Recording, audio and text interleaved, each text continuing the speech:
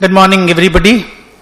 ये एक 10 से 15 मिनट का एक मेरा अपना एक्सपीरियंस किया हुआ एक लेक्चर है जो एग्जाम के प्रिपरेशन में पढ़ाई को छोड़ करके बाकी किन किन चीजों को कैसे कैसे मैनेज करना चाहिए। पढ़ना तो है ही, 3 महीना का स्टडी जिसके बारे में मैं आपको बार बार बोलता हूं, 3-3.5 महीना पढ़ना, वो तो है ही, पर उसके बीच में जो अदर एस्पेक्ट्स हैं उसको कैसे मैनेज करना चाहिए, ये उसके बारे में मैं आपको कुछ बात आपको बोलूंगा। जैसे सबसे इंपॉर्टेंट एस्पेक्ट है स्लीप।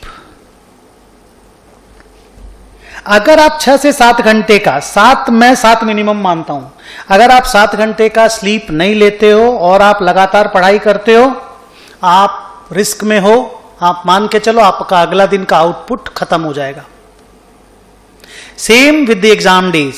बच्चे लोगों को मैं जानता हूं, मेरे कई दोस्तों को मैं जानता हूं, कल एग्जाम लिखना है, कल 2 बजे से या कल 12 बजे से एग्जाम है, कल 12 बजे से एग्जाम है, आज रात भर नहीं सोए, दिन भर फिर उसके बाद कोई रेस्ट नहीं लिए, सीधा एग्जाम लिखने गए, कुछ भी रिकलेक्ट नहीं कर पाए, ब्रेन स्टॉप्ड फंक्शनिंग, काम ही नहीं किया ब्रेन, कुछ समझ ही नहीं पाए क्या करना है। क्या फायदा हुआ? Whole zero, it's a loss.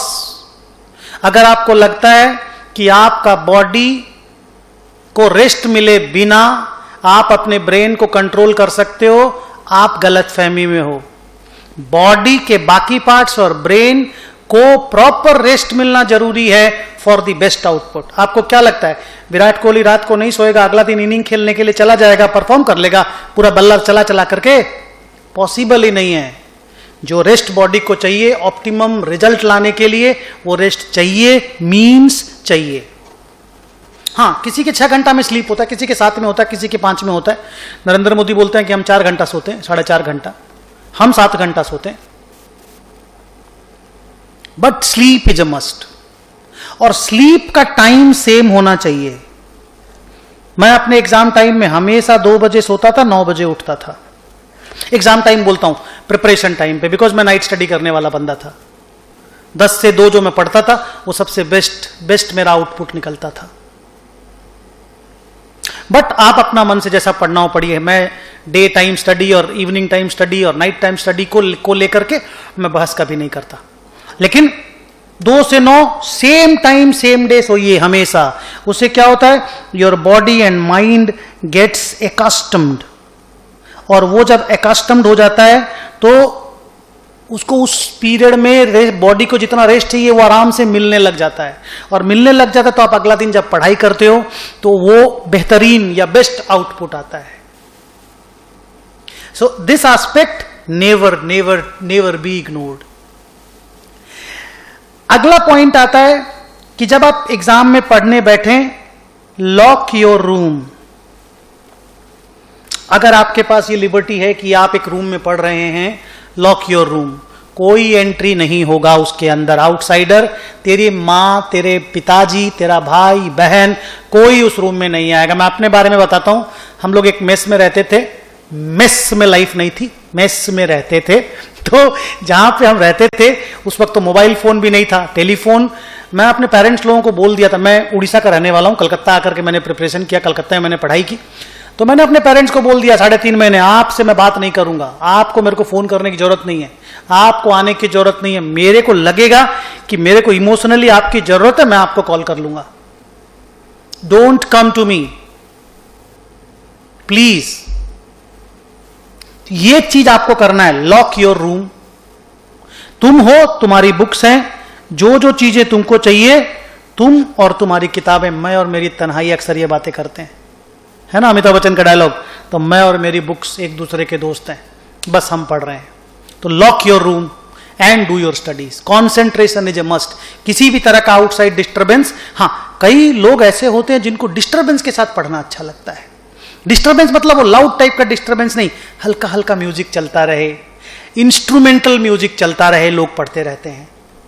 मुझे याद है, मैं इंस्ट्रूमेंटल म्यूजिक के साथ हल्का हल्का 2-3 गाना मेरे को याद है उस वक्त जब मैं प्रिपरेशन कर रहा था। आप एक बार देखिएगा, उसी वक्त वो एक मूवी रिलीज हुई थी अनिल कपूर और मनीषा कोइराला वाली, 1942, लव स्टोरी, प्यार हुआ हल्के से।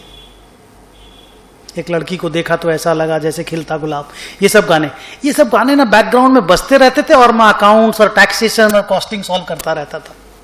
जबरदस्त आउटपुट आता था मेरा।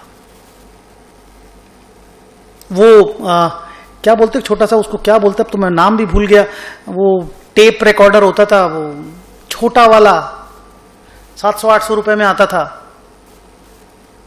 हाथ में लेके घूमते थे लोग, पॉकेट वाला टेप रिकॉर्डर। अब तो सब मोबाइल में ही सारे गाने, गाना.com सब में हो जाता है। मैं नाम भी भूल गया भाई, मैं वो मेरे पास वो एक छोटा सा वो था, छोटा वाला टेप रिकॉर्डर, आप पता करिएगा क्या बोलते उसको, मैं नाम भूल गया भाई। तो lock your room, you and your books are there, बस आपको पढ़ना है, ठीक है। So that's a must. Next aspect is 1 hour की स्टडी के बाद 5 मिनट का ब्रेक। 40 मिनट के बाद आपको 5 मिनट का ब्रेक चाहिए, तुम्हारी कैपेसिटी पे डिपेंड करता है। स्टार्ट विथ 30 मिनट के बाद 5 मिनट का break, increase it to 40 minutes, 45 minutes, 1 hour, but 1 hour पढ़ने के बाद 5 मिनट का ब्रेक अपने आप को दीजिए। अगला 1 आवर उसके बाद पढ़ेंगे, आफ्टर 5 मिनट के ब्रेक के बाद। आप लोग ट्यूशन में नहीं बोलते सर 10 मिनट का ब्रेक दीजिए ना, जरा नीचे जाके चाय पी के आते हैं। और I am a T toddler, आपको मालूम मैं चाय पीता हूं, तो मैं तो क्या करता था, हर ब्रेक के बाद तो नहीं, पर एक सब्जेक्ट मैं पढ़ लिया 3-3.5 घंटे के लिए, तो उसके बाद मैं 1 कप चाय पी करके अपने आप को रिफ्रेश करता था। बट एनीवे 1 आवर के बाद 5 मिनट का ब्रेक, फिर 1 आवर का स्टडी, आउटपुट बेस्ट होगा। सर इस 5 मिनट में क्या करना है, जो तेरा मन करे, जो तेरे को सुकून और शांति दे। अगर तेरे को लगता है किसी फ्रेंड से बात करना है, do that.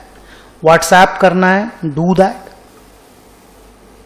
Best thing is music सुनना, या फिर एक छोटा सा वॉक पे चले जाना, या फिर एक नैप ले लेना।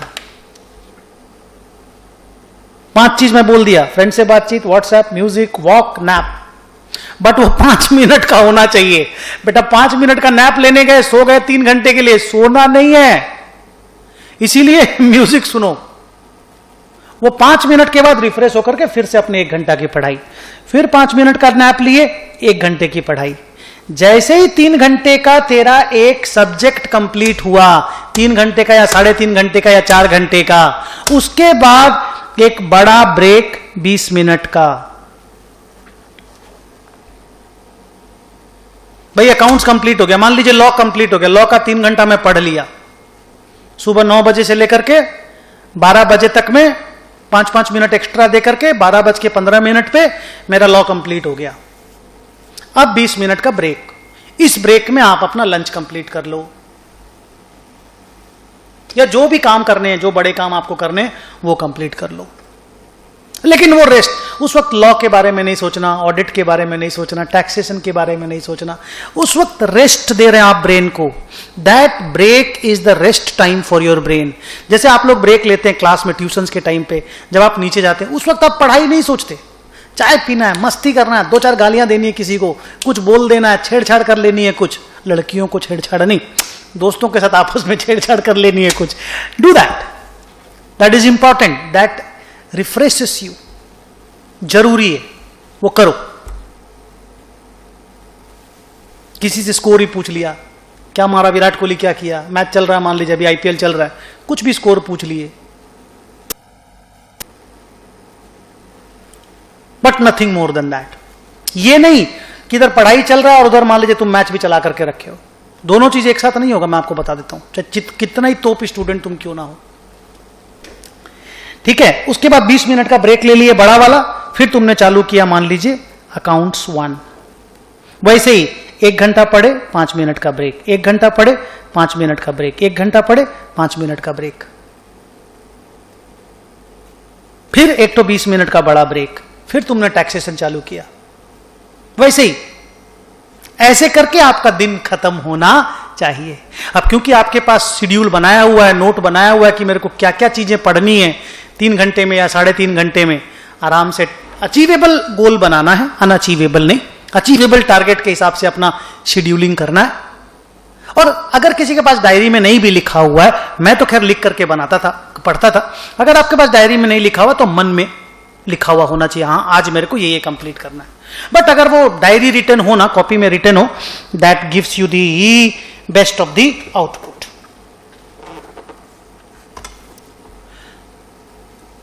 चाहे दुनिया कुछ भी बोले, हाँ अब मैं अगली बात पे आ रहा हूं, चाहे दुनिया चाहे कुछ भी बोले, मैंने 6 बार रिवीजन कर लिया यार, मैंने तो 8 बार रिवीजन कर लिया, नॉनसेंस बातें हैं। 2 बार रिवीजन इनफ है।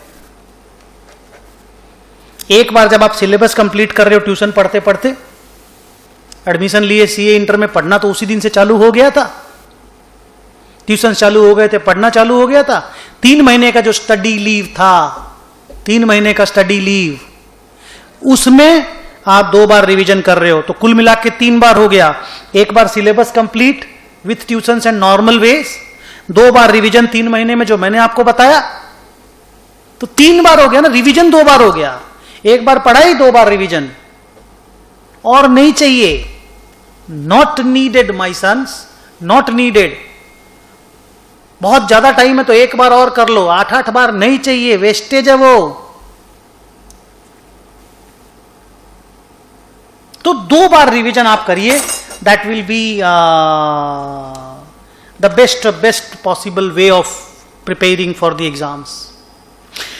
स्टार्ट 1 अगस्त, अगर आप नवंबर में लिख रहे हो पेपर, 1 अगस्त के बाद आपका स्टडी लीव नहीं होना चाहिए, 1 अगस्त या उसके पहले होना चाहिए। अगर आप मई में पेपर लिख रहे हो तो फरवरी, मार्च, अप्रैल, 1 फरवरी स्टार्टिंग डे होना चाहिए, 1 फरवरी। तो फरवरी, मार्च, अप्रैल 3 महीना आपको लिखने मिल जाएगा। ठीक है। अब आया इंपॉर्टेंस ऑफ म्यूजिक। जैसे मैं आपको बता रहा था कि मेरे सीए इंटरमीडिएट के प्रिपरेशन में या फाइनल का प्रिपरेशन था, मुझे याद नहीं, 1942 लव स्टोरी के गाने बजते थे, और वो एक गाना मैं बहुत सुनता था उस वक्त, करवटें बदलते रहे सारी रात हम आपकी कसम, राजेश खन्ना मुमताज का गाना था, एकदम याद है मेरे को।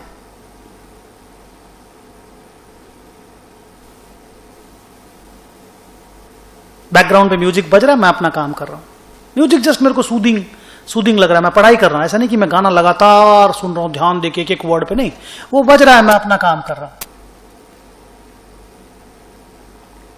तो कोई भी एक ऐसा चीज जो आपको डिस्टर्ब ना करे, मन को सुकून दे, मेरे लिए वो म्यूजिक था। और आप लोग क्या करें ना, वो जो 5 मिनट का ब्रेक होता है ना, आप लोग तो मान लीजिए म्यूजिक के साथ डिस्टर्ब फील करेंगे, तो आप अपना पढ़ाई कीजिए और बीच के 5 मिनट वाले गैप में आप म्यूजिक सुनिए। ठीक है। नेक्स्ट बात, इस 3 महीने की पीरियड में मूवीज मत देखिएगा।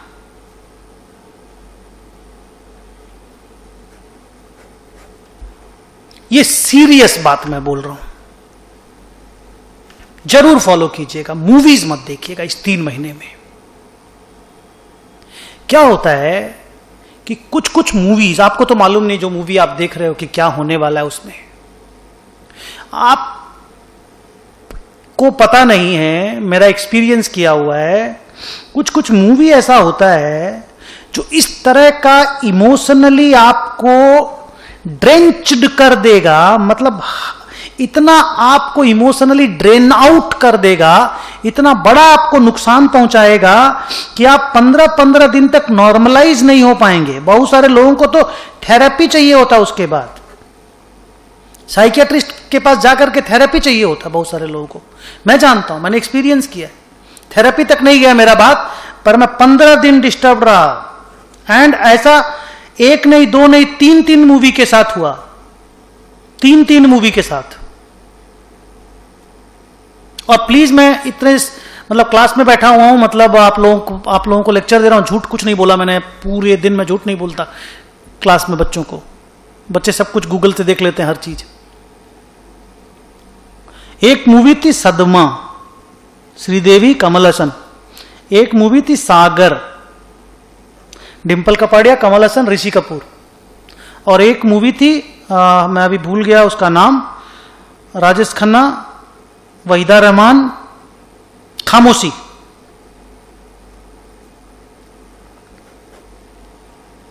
राजेंद्र कुमार। ये 3 मूवी देखने के बाद, एग्जाम के टाइम पे मैंने नहीं देखा, मैं आपको बता रहा हूं, ये 3 मूवी देखने के बाद 10 से 15 दिन तक मैं मेंटली डिस्टर्ब रहा। मुझे हमेशा ये लगता रहा सदमा देखने के बाद कि कमल हसन के साथ ऐसा नहीं होना चाहिए था, ये कमल हसन के साथ ठीक नहीं हुआ। सेम हैपेंड विथ दैट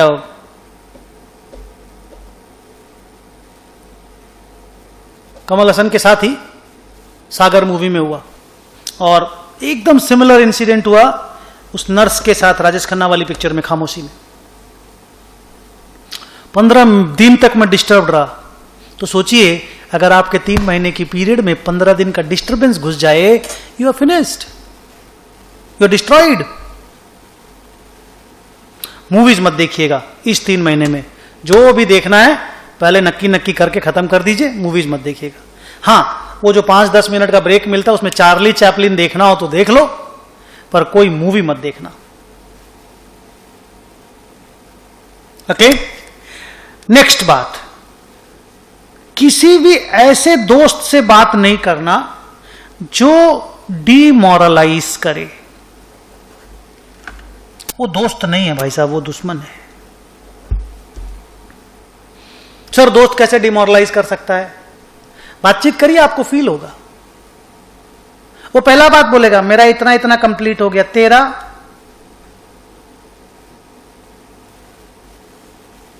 तेरे को लगे साला मेरा तो इसका 30% भी नहीं हो, हम तो खत्म। वो कहीं से गंदा एक तो पॉइंट उठा करके लाएगा, एकदम डीप अंदर में घुस करके कहीं से चीप सा पॉइंट, और बोलेगा देख ये वाला पॉइंट का क्वेश्चन, डायरेक्टली तुमको क्वेश्चन पूछेगा। ये भी नहीं बोलेगा देख हम यहां पे ऐसा पढ़े थे ना, यहां ये देखने मिला, तुम भी इसको देख लेना, दैट इज योर फ्रेंड। लेकिन जो तुमको ये पूछेगा ना, अरे इस क्वेश्चन का आंसर बता, और तुम नहीं बता पाया, बोला तेरा तो प्रिपरेशन ही कुछ नहीं है, तू कैसा पढ़ाई किया, ये यहां पे हम खोजे थे देखो, दैट इज डिमोरलाइजिंग। तुमको लगेगा तुमको तो कुछ आता ही नहीं है। भाई साहब वो जो बच्चा है ना जो ऐसा कर रहा है, कहीं से अंदर से कोई घटिया सा पॉइंट खोज करके ला करके तुमको बोल रहा है देख तुम्हारा प्रिपरेशन खराब है, तुमको तो ये करना चाहिए था, तुम नहीं किया, वो बच्चा एग्जाम में फेल होगा। क्यों? क्योंकि उसकी आदत खाली यही है, ऐसा पॉइंट खोजो दूसरों को डिमोरलाइज करो। वो कंस्ट्रक्टिव काम नहीं कर रहा है, तुम अपना काम करो। ऐसे दोस्तों को ब्लॉक कर दो, दोस्त नहीं है वो, एनिमी है।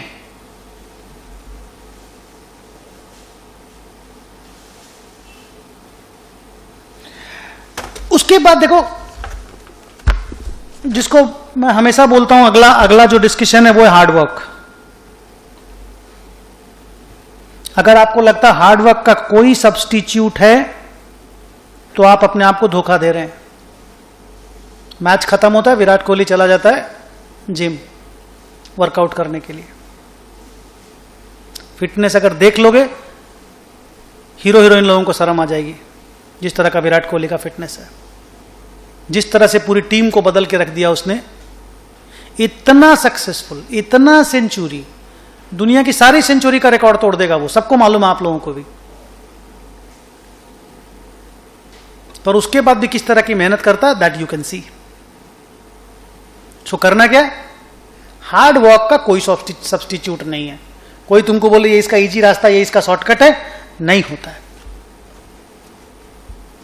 और एक चीज और बताता हूं, अगर आप ये 3-3.5 महीना हार्डवर्क कर लिए ना, मुन्ना, आप सक्सेसफुल हो के रहेंगे। और आप अगर सक्सेसफुल हैं ना जी, बोला जाता है नथिंग सक्सीड्स लाइक सक्सेस, सारी दुनिया आपको बोलेगी, सब कोई आपका सम्मान करेंगे। और वही आप अगर फेलियर है ना, नहीं है सम्मान दुनिया में। और आप फेल क्यों हुए? क्योंकि आपने हार्डवर्क नहीं डाला। जब डालना चाहिए था तब आपने नहीं डाला। अब आप जितना भी एक्सक्यूज कर लो, मेरी तबीयत खराब थी, मैं पढ़ नहीं पाया, मैं मेंटली ये वो, कुछ भी कर लो। मैं हमेशा अपने आप को एक्सक्यूज देता हूं, मेरे को पतला होना है। 80 किलो से 70 किलो में हुआ था, 84 किलो से 72 किलो मैंने हार्डवर्क किया था। 72 से 65 मैं हो ही नहीं पा रहा हूं, वो वाला हार्डवर्क कर ही नहीं पा रहा हूं जो मैंने उस वक्त किया था। पिछले 10 साल से कोशिश कर रहा हूं और कम करना, कम करना, कम करना। 2007-8 में मैं 12 किलो रिड्यूस किया था,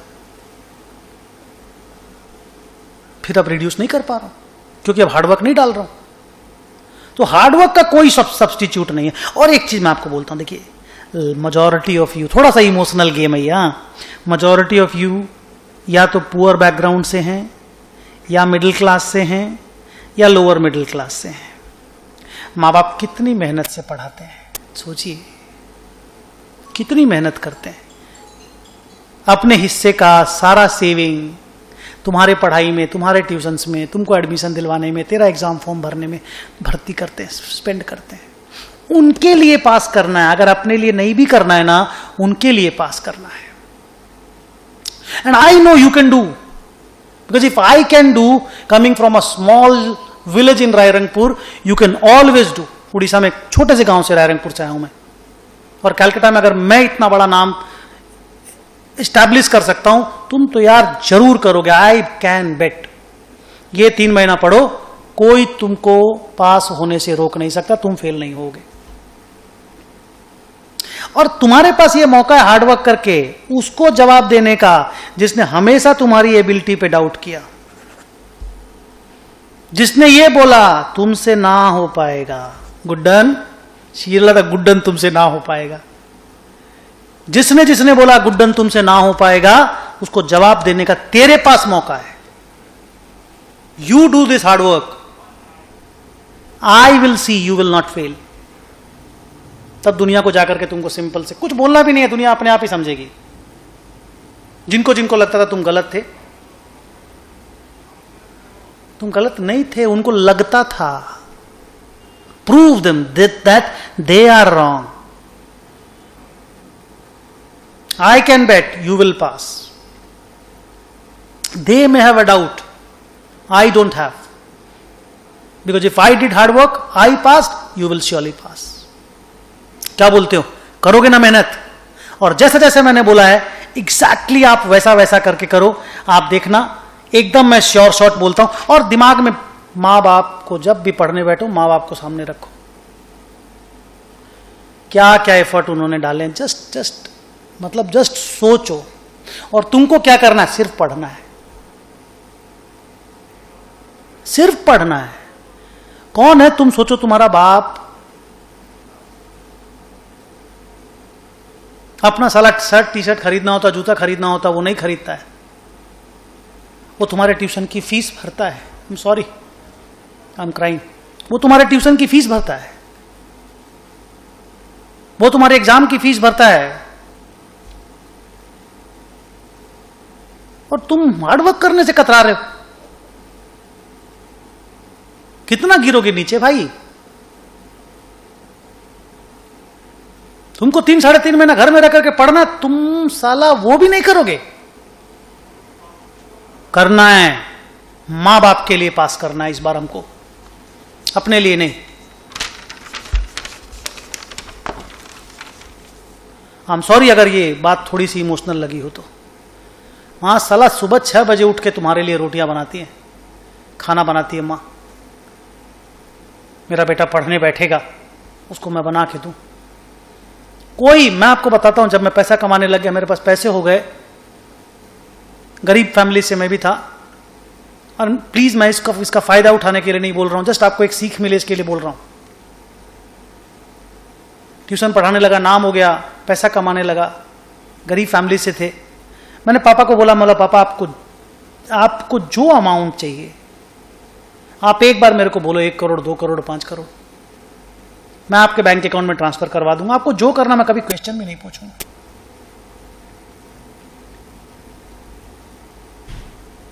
40 साल भी नहीं, मैं उस वक्त कितने साल का होऊंगा, 37 का था। जानते हो पापा ने क्या बोला? मेरे को 1 रुपया भी तुमसे नहीं चाहिए, तुम स्टैब्लिश हो गया, सारी फैमिली स्टैब्लिश है, सब लोग अपने पांव पे खड़े हैं, मेरे सारे बच्चे, मेरे को कुछ नहीं चाहिए तुमसे। सोचिए, वो लोग सिर्फ देना जानते हैं। ये 2 लोग, माँ और बाप, ये तुम्हारी जिंदगी में सिर्फ तुम्हें देना जानते हैं। ये तुमसे कुछ नहीं लेंगे कभी भी। तुम जितना देना चाहोगे ना, ये उस दिन भी तुमको देंगे। तुम्हारे पास बहुत पैसे हो जाएंगे ना, उस दिन भी मां तुमको जब भी टीका निकालेगी ना, तुमको 500 रुपया देगी, तुम कुछ नहीं दोगे मां को। ऐसी ऐसी होती है मां, बाप ऐसा होता है। दिवाली में तुम पांव छूने जाओगे, वो तुमको 1000 रुपए का नोट देगा, तुम्हारा लिया हुआ नहीं है, तुमसे नहीं लिया हुआ है, उसके पास अलग से पड़ा हुआ है। उनके लिए पास होना है बॉस, उनके लिए हार्डवर्क करना है। हार्डवर्क का कोई सब्स्टिट्यूट नहीं है। अगर मैंने इमोशनल कर दिया तुमको, आई एम सॉरी, लेकिन ये मेरा तरीका है तुमको मोटिवेट करने का, और मैं जानता हूं तुम मेहनत करोगे, तुम जरूर पास होगे। तुमको पास होना है।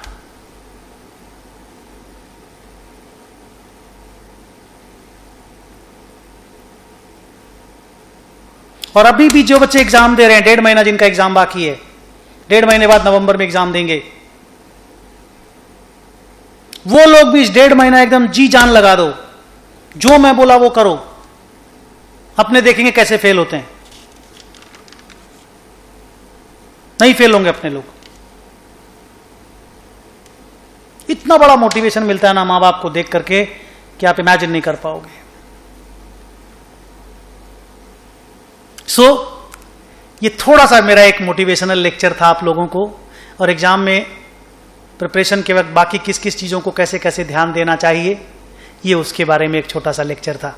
Thank you.